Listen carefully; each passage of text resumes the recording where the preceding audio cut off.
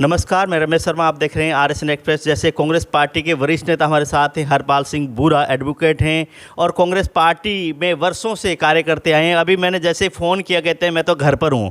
जहां कांग्रेस पार्टी 4 तारीख के लिए रैली के लिए तैयारी कर रही है, दिल्ली में हल्ला बोलने के लिए, वहीं पे कांग्रेस पार्टी के वरिष्ठ नेता घर पर बैठकर आनंद ले रहे हैं। क्या कारण है, फील्ड में क्यों नहीं जा रहे? क्या कांग्रेस पार्टी ने न्योता नहीं दिया या कांग्रेस पार्टी को अलविदा कर घर पर बैठे हैं? हम बात करेंगे हरपाल सिंह बूरा जी से। सर नमस्कार। नमस्कार नमस्कार। सर कैसे घर पर आनंद फरमा रहे हो? नहीं, आनंद तो फरमा रहे हो, ठीक बात आपकी ये। लेकिन ये जैसे आपने एक पूछा अभी, मैं तो 30 साल से कांग्रेस पार्टी में हूँ और कांग्रेस पार्टी में मेरी दृढ़ वो है भावना, इनसे जुड़ी हुई है दृढ़ दृष्टि से। उससे जहाँ तक है सिर्फ हल्ला बोल रैली, ये बहुत कामयाब रैली होगी और राहुल गांधी जी मेवात में जब आएंगे तो उनका भव्य स्वागत होगा। और वो कश्मीर से कन्याकुमारी तक जो इनका कार्यक्रम है उसमें कांग्रेस पार्टी की नई उभर के पार्टी सामने आएगी। जैसे 30 साल के आप नेता हैं, 30 साल से आप कांग्रेस पार्टी के कार्यकर्ता हैं, नेता हैं, आप लोग घर बैठे रहेंगे तो रैली कामयाब कैसे होगी? 30 साल का अनुभव जो आप लोगों का है, लोगों के साथ आपके संबंध है, आप नहीं जाएंगे तो उस रैली में? देखो कि हरियाणा में कहावत है कि नीम कड़वा है, ये उसका कसूर नहीं है। खुद गर्जी तो जीभ की है कि उसको मीठा पसंद है।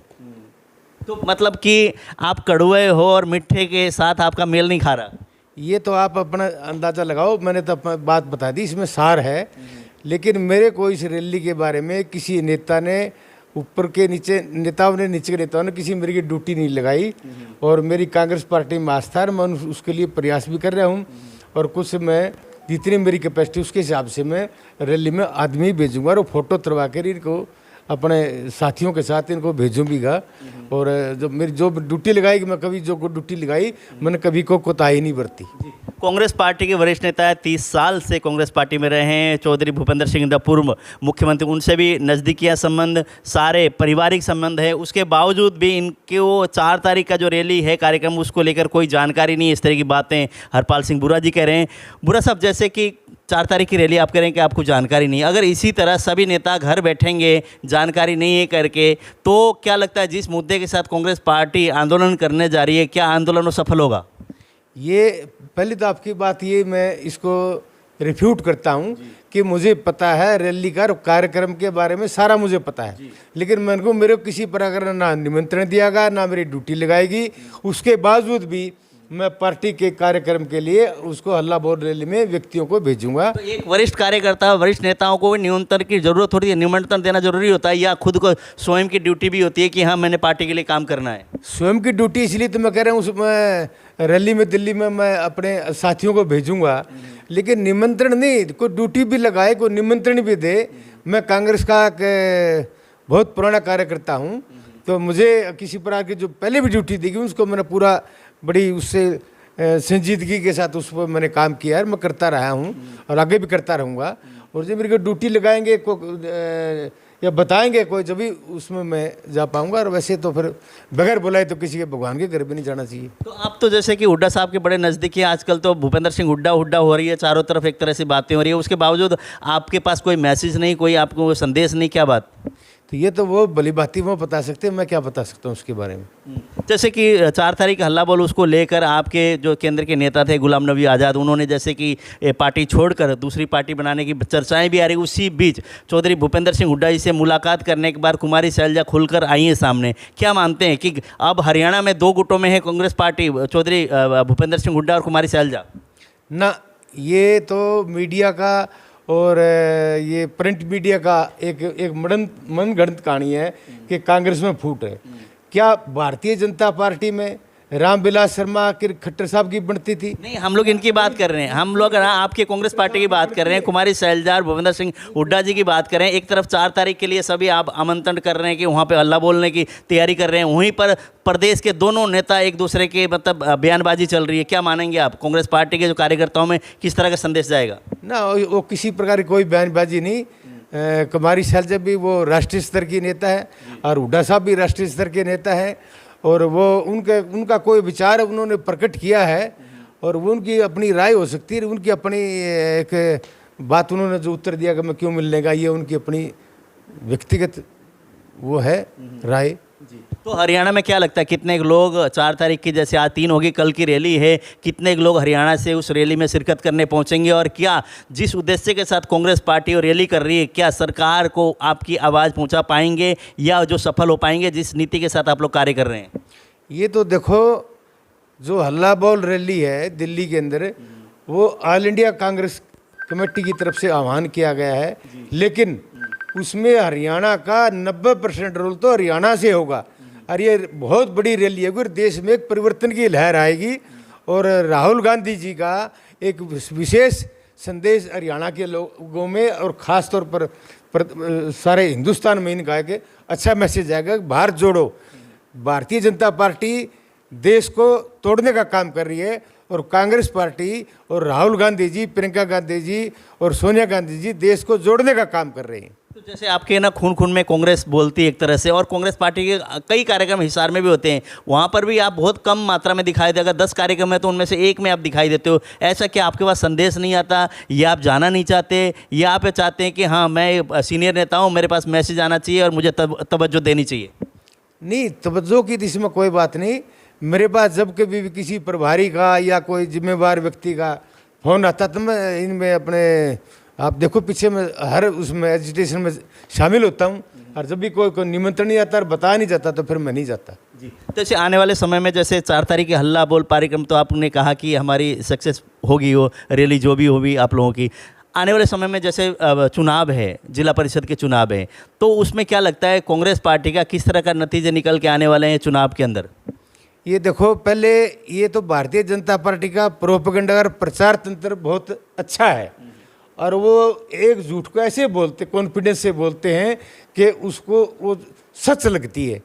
अब पिछले जो लोकल बॉडीज के चुनाव हुए थे, उनमें कांग्रेस समर्थित उम्मीदवार ज़्यादा जीते हैं, और फिर वो जो ना इसमें डिफेक्शन लागू नहीं होता, और उनको तोड़ फोड़ करके प्रलोभन दे करके, और वो कह देते पार्टी हमारी बहुमत में हम हैं।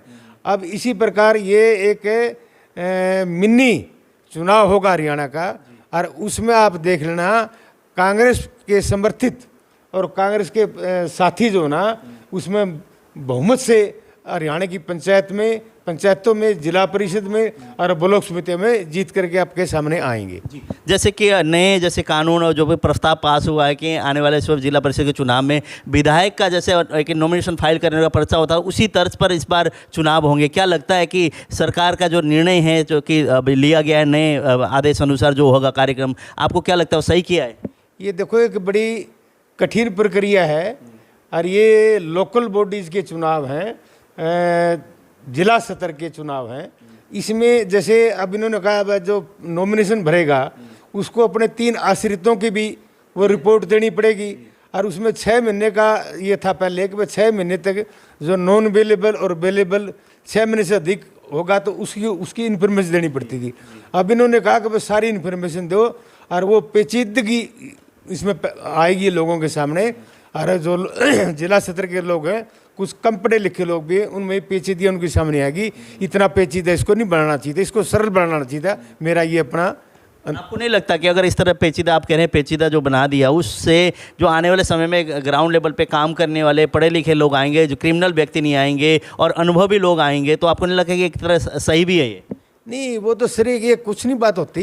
एक अनपढ़ आदमी, पहले हमारे जो बुजुर्ग थे वो अनपढ़ ही होते थे, और वो जैसे उनके ग्रंथों को, उनकी हमारी परंपराओं को, कानूनों को वो उनके मौखिक तौर पर याद रखते थे।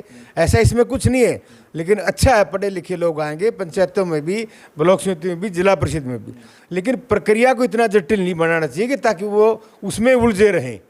जैसे कुलदीप बिश्नोई की हम बात करते हैं, आपके पुराने साथी भी रहे हैं, आप 30 साल से आप अनुभव भी हैं। कुलदीप बिश्नोई का भाजपा में जाना, प्रोफेसर संपत सिंह का पहले कांग्रेस में जाना, फिर भाजपा में जाना, फिर कांग्रेस में आना, क्या कहेंगे? ये देखो, उनकी तो प्रोफेसर संपत सिंह तो कांग्रेस के पुराने बड़े वरिष्ठ नेता हैं, और उन्होंने जो ना कांग्रेस को घर वापसी की, फिर दोबारा घर वापस आए। तो मैं तो उनका सम्मान करता हूँ, उनको प्रणाम करता हूँ कि इससे पार्टी मजबूत हुई है, और उन्होंने एक अच्छा कदम उठाया, सही समय पर सही कदम उठाया, अच्छी बात है। तो आपको नहीं लगता कि जो भी नेता घर बदलते हैं, अदला बदली कर लेते हैं, अपने स्वार्थ में रहते हैं ज़्यादातर? ना इसमें स्वार्थ की तो कई लोग ऐसे होते हैं, उस परिस्थितियों को देखा जाता है। कुलदीप बिश्नोई ने परिस्थिति देखी है। नहीं, कुलदीप बिश्नोई तो ईडी के और उसके इनकम टैक्स के डर से गया है। उनको मैंने कई बार अपने स्वार्थ हुआ ना उनका खुद का, किसी वक्तव्य में मैंने ये कहा कि भाई ईडी के उस इनकम टैक्स के डर से है। मतलब स्वार्थ हुआ ना, उनको डर लगा जो भी है। आप पहले मेरी बात सुनिए कि उनके पास अभी पासपोर्ट नहीं है, पासपोर्ट तो उनके ईडी के पास जमा है। तो ये ईडी का हिंदुस्तान के अंदर कुलदीप क्या सभी, चाहे झारखंड हो, बिहार हो, जहाँ बिहार में वहाँ पर शपथ ग्रहण चुनाव में ईडी की रेट डाल दी, इनकम टैक्स की रेट डाल दी, महाराष्ट्र में इसी प्रकार के ईडी की रेट डाल दी, इसी प्रकार झारखंड में क्या। ये जो जातीय ध्रुवीकरण और जो लोकतंत्र की हत्या कर रही है भारतीय जनता पार्टी, ये तो उसके तहत इसमें कुलदीप बिश्नोई को डरा करके लेके गए हैं। वो उनका स्वार्थ नहीं था, कुलदीप बिश्नोई का स्वार्थ नहीं था। है जी, स्वार्थ नहीं था, बिल्कुल स्वार्थ के साथ का वो डर के मारे गए हैं। तो संपत सिंह जी आए, कोई स्वार्थ नहीं है। संपत जी का क्या स्वार्थ हो, तो अपनी पुरानी कांग्रेस पार्टी थी और वो परिस्थितियों ने, या भाजपा में पूछा नहीं जा रहा था इसलिए आए। नहीं नहीं नहीं, ऐसी कोई बात नहीं। वो परिस्थितियाँ वो ऐसे मोड़ पर ले आई कई बार आदमी को कि वो डिग्निटी के और अपने उसके आधार पर उन्होंने पार्टी से एक किनारा कर लिया। लेकिन जब वो परिस्थितियाँ नहीं रही तो वो फिर जो ना उसने अपने अनुकूल लगी तो वो फिर कांग्रेस में ज्वाइन करके उनका घर वापस की उन्होंने। तो मतलब कि एक तरह से पार्टी में ज़्यादा आस्था नहीं थी, खुद के स्वार्थ के लिए पार्टी बदल ली, फिर वापसी आ गई। अगर पार्टी की आस्था की बात करें तो आप 30 साल से कांग्रेस पार्टी में बैठे हैं, कार्यकर्ता नेता पूछे ना पूछे फिर भी आप कहते हैं मैं कांग्रेस का खून है मेरे पास और कांग्रेस में मैं रहूँगा। हाँ, ये बात सही है। ये बात मैं कुलदीप बिश्नोई जी के बारे में कह रहा हूँ। संपत जी दिन की घर वापसी हुई है और ये बहुत बड़े नेता हैं, बड़े पदों पर रहे हैं और इससे कांग्रेस पार्टी में मजबूती मिलेगी। और ख़ास तौर पर आने वाले ये जो उपचुनाव होगा आदमपुर में, उसमें उनकी अहम भूमिका रहेगी। जैसे विनोद भ्याना जी की बात करते हैं, आपकी कॉन्स्टिट्यूंसी अगर हाँसी पड़ती है वहीं पे विनोद भ्याना जी की बात करें, पहले कांग्रेस में, फिर जनहित कांग्रेस में, फिर भाजपा में, फिर उनका क्या लगता है वो स्वार्थ की राजनीति नहीं कर रहे या निष्पक्ष तौर से जनता के हित की बात कर रहे हैं? वो ये देखो, राजनीति में दो प्रकार के लोग आगे। अब मैंने 30 साल से मैं देख रहा हूँ, जो पहले 25-30 साल पहले जो मान्यताएं थी, प्रथाएं थी, प्राथमिकताएं थी, वो सारी बदल चुकी। अब वोटर भी ये कहता है कि ये 100 पेटी का आदमी है, ये 50 पेटी का आदमी है, उसको उसकी सामाजिक, उसकी डिग्निटी, उसकी कोई मायने नहीं रखती। लोग इस बात से आंकने लगे। अब जहाँ तक ये विनोद भ्याना का सवाल है कि ये 2013 के अंदर एक सीडी कांड हुआ, उसमें सरेआम ये 4 करोड़ रुपये उस CLU के एवज में मांग रहे थे। और वो जो भुवनेश्वर अलादी पकड़े गए हैं, उनकी आवाज़ को, विनोद भ्याना की आवाज़ को और एक धर्मेंद्र जो इसने स्टिंग ऑपरेशन, उनकी आवाज़ की तीनों के नमूने लिए गए, वो सही पाए गए और उनका मिलान हुआ, ठीक पाए गए। लेकिन वो एक, क्योंकि भारतीय जनता पार्टी का एक वो MLA है, इसलिए पार्टी उनके खिलाफ कोई कार्रवाई नहीं कर रही। तो आपके विधायक भी हैं, पूर्व विधायक रामनिवास घोड़ेला का भी नाम था, नरेश सेलवाल का भी नाम था, और भी बहुत सारे नेता थे जिनके नाम थे उस कांड में। मुझे नहीं पता, लेकिन मुझे विनोद भ्याना का अवश्य पता, क्योंकि ताज़ी ये बातें हुई हैं। और मैं तो कहता हूँ विनोद इसके उच्च स्तरीय जाँच को सुनिए। आज अखबार पढ़ो आप, 5 पेज होंगे तो 1 पेज में घोटाले और 1 पेज में जाँच। SIT का गठन करके जो जैसे शराब घोटाला, रजिस्ट्री घोटाला, उनको क्लीन चिट दे दी। और जबकि मंडल आयुक्त ने ये कह दिया 6400 रजिस्ट्रियाँ अवैध हुई हैं, रूल 7 का वायलेशन हुआ है, लेकिन उनको क्लीन चिट दे दी। तो भ्रष्टाचार चरम सीमा पर। चपरासी का से लेकर के HE जुडिशरी, HE के एग्जीक्यूटिव शाखा में हर उसका पेपर लीक हुआ है, हर उसको कोर्ट में गए हैं। तो इनकी नीति ये बेरोजगारी के साथ साथ शिक्षा के क्षेत्र में भी हरियाणा को नंबर 1 पे और बेरोजगारी में भी नंबर 1 पर ले जाने का ये प्रयास करिए सरकार। और इसका आने वाले चुनाव में कांग्रेस पार्टी भारी बहुमत से जीतेगी, क्योंकि वो सड़क पर काम कर रही है। तो कांग्रेस पार्टी की अगर बात करें, हालांकि मैं बार बार कह रहा हूँ 30 साल का अनुभव है, कांग्रेस पार्टी में आप रहे हैं, खून में कांग्रेस पार्टी बोलती है। वहीं मैं कह रहा हूँ कि कांग्रेस पार्टी को छोड़कर अन्य पार्टी में जाके घर वापसी के लिए तो आप तो कहते हैं ठीक है, अगर कोई कांग्रेस पार्टी को या अन्य पार्टी को छोड़ के भाजपा में जा रहे हैं तो उनको कहते हैं गलत। ये कैसे? ये प्रोफेसर संपत सिंह ने जब कांग्रेस पार्टी छोड़ी तो उनकी परिस्थितियों के ऊपर डिपेंड करता था कि इतने एक सीनियर नेता का टिकट कटवा रहा है एक आदमी, और वो टिकट कटवा के टिकट बेच डाली, 3 टिकटें बेची हैं। स्वार्थी वो है क्या? इतने बड़े आदमी टिकट कौन कौन से टिकट बेची है आप? आपको नॉलेज में भी है, मैं चाहूँगा कि कौन कौन से टिकट। सारी बातों में जवाब दे दूँ। पहले आपने जो सवाल पूछा उसका उत्तर पूरा होने दे दो, आप दूसरा सवाल फिर पूछें। प्रोफेसर सब मेरी टिकट कट गई, मैं तो काम कार्य करता हूँ, और प्रोफेसर संपत सिंह जैसे आदमी को टिकट कट गई और उन्हीं 3-4 टिकटों को बेच डाला, तो नेता कौन बुरा हुआ? तो उनको दुख पहुंचा इस बात का, तो उन्होंने पार्टी छोड़ दी। जब उनको लगा कि भाई ये जो टिकट बेचने वाले थे वो चले गए यहाँ से, अब स्वच्छ आदमी, स्वच्छ लोगों का ये कांग्रेस पार्टी है, तो उन्होंने फिर जो ना कांग्रेस पार्टी को दोबारा घर वापस बन। टिकट बेचने वाला कौन था? टिकट बेचने वाला नेता कौन था? कुलदीप बिश्नोई। कितनी टिकट बेच दी? 3 टिकटें बेची हैं। एक आपकी होगी, प्रोफेसर संपत सिंह की तीसरी तीसरी कुछ कोई भिवानी में एक टिकट बताते हैं, कोई 3 कहता है, कोई 4 करता है। मेरे पास इस बात का कोई सबूत नहीं है, लेकिन वो लेने वाले खुद ही कह रहे हैं कि हम तो भाई वो ले आए हैं। जब कोई वो कांग्रेस पार्टी का प्राइमरी मेंबर नहीं, कांग्रेस पार्टी का सदस्य नहीं, वो आंसी हल्के का नहीं, कभी किसी दूसरी पार्टियों में उसी को एक्टिविटीज़ नहीं, तो उसको टिकट देते नेशनल पार्टी की क्यों दे दी? उसमें अपने आप बू आ रही है, और उन्होंने सरेआम इनका नाम लिया कि मैं वहाँ से टिकट खरीद के ले आऊँ, और आके खरीद ले आऊँ। इस वक्त अगर बात करें, कांग्रेस पार्टी में कोई ऐसे नेता नहीं है कि टिकट को खरीद फरोख्त करने वाले सारे साफ हो गए। इस टाइम सब दूध के धुले हैं और बहुत साफ सुथरे नेता कांग्रेस पार्टी में। मैंने कहा था कांग्रेस पार्टी साफ सुथरी पार्टी है। मैंने तो पहली बार सुना था ये कि टिकटें बेची गई हैं। नहीं, मेरे को टिकट नहीं मिली, लेकिन मैं भी आरोप लगाता टिकटें बेची नहीं, ऐसा कभी नहीं हुआ। मैंने तो पहली बार सुना था, और अच्छा हुआ कि मैं तो कहता हूँ कि कांग्रेस पार्टी वो ये कुलदीप जी चले गए तो कांग्रेस पार्टी का कोई फर्क नहीं पड़ा, और इससे बल्कि मजबूती से पार्टी आगे बढ़ेगी। चलो हम उपचुनाव की बात करते हैं। जैसे आदमपुर का सब लोगों की फोकस उसमें होगा, क्योंकि हरियाणा के छोड़ के पूरे देश का फोकस वहाँ पर होता है राजनीति की अगर बात करें तो। आदमपुर के उपचुनाव में कांग्रेस पार्टी कैसे कैंडिडेट को मैदान में उतारना चाहिए ताकि कुलदीप बिश्नोई का मुकाबला कर सके? ये तो देखो, कैंडिडेट की जहाँ तक बात है, ये तो फिर शीर्ष नेतृत्व जो हरियाणा का वो बता पाएंगे कि किसको चुनाव में उतारना और कौन मजबूत है। ये तो सवाल वो ज़्यादा बेहतर तरीके से बता सकेंगे। मैं इस कैपेसिटी में नहीं हूँ कि मैं ये बताऊँ कि फलाना कैंडिडेट फलाना आदमी ठीक होगा।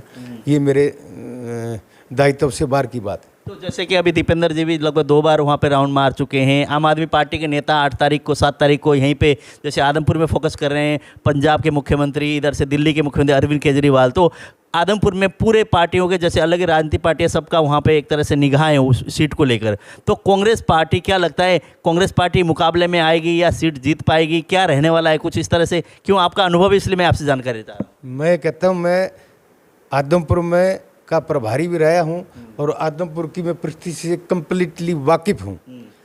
आने वाले चुनाव में ये चुनाव कांग्रेस पार्टी भारी बहुमत से जीतेगी, और ये जो मुझे लगता है कि कुछ लोग इसको जातीय ध्रुवीकरण में बदलेंगे, जाट नॉन जाट की बात भी करेंगे। कहने वाला था आपसे, वहाँ पर जैसे सुनने में जो आ रहा है, अगर जाट कैंडिडेट मैदान में उतरेगा तो चुनाव जीत पाएगा, या नॉन जाट आएगा तो जीत पाएगा? वही तो कांग्रेस पार्टी का काम है, नेतृत्व वह किसको योग्य समझते हैं, किसको चुनाव लड़ाते हैं। कोई भी हो, इसमें जाति पाति कोई बात नहीं। मतलब भारतीय जनता पार्टी करी वो फैलाएगी। कांग्रेस पार्टी तो जाति पातियों में विश्वास रखती ही नहीं। ये तो छत्तीस बिरादरी की पार्टी है, नेशनल राष्ट्रपति जिसने स्वतंत्रता दिलाई इस देश को, वही छोटी छोटी बातों में उलझने वाली नहीं है। तो आप कह रहे हैं कि कांग्रेस पार्टी के आदमपुर से जीत होगी इस बार? हाँ, 100% कांग्रेस पार्टी भारी बहुमत से जीतेगी। चलो, समय देने के लिए बहुत बहुत धन्यवाद आपका। हाँ, आपका भी बहुत बहुत धन्यवाद। आपने मेरे को समय दिया, और आपके सभी श्रोताओं का भी मैं फिर हाथ जोड़ के उनको भी नमस्कार करता हूँ। हरपाल सिंह बूरा जी हैं, एडवोकेट हैं, कांग्रेस पार्टी के वरिष्ठ नेता हैं। हमने एक बात की थी, फ़ोन किया, मतलब सर कहाँ हो? कहते हैं घर बैठा हूँ। मतलब कांग्रेस पार्टी इतनी बड़ी कार्यक्रम कर रही है, हल्ला बोल दिल्ली में बोलने वाले, और आप शांति से घर पर बैठे हैं। तो मैं मुलाकात करने इनसे बात भी, वो कहते हैं कि ऊपर किसी भी नेतृत्व का मेरे पास कोई संदेश नहीं है। हालांकि मैं स्वयं अपने लेवल पे लगा हुआ हूँ और मेरे कार्यकर्ता वहाँ पर जाएंगे, लेकिन इन्होंने ये बात नहीं की मैं स्वयं जाऊँगा। कहता है मेरे कार्यकर्ता जाएंगे और वहाँ से फ़ोटो खींच कर लाएंगे और उन नेताओं तक भी पहुँचाऊँगा। मेरी भी वहाँ पर एक तरह से मेरे नुमाइंदगी करने वाले, मेरे साथ रहने वाले लोग भी इस हल्ला बोल कार्यक्रम में पहुंचे थे। वहीं पर आदमपुर की अगर बात करें, इन्होंने सीधे तौर पर कहा कि आदमपुर में कांग्रेस पार्टी की जीत होगी, क्योंकि कांग्रेस पार्टी वहां से राज करती आई है। उस हिसाब से किसी के साथ मुकाबला नहीं होगा। जो भी कैंडिडेट कांग्रेस पार्टी की तरफ से उतरेगा, वहां पर कांग्रेस पार्टी की जीत हासिल करेगी।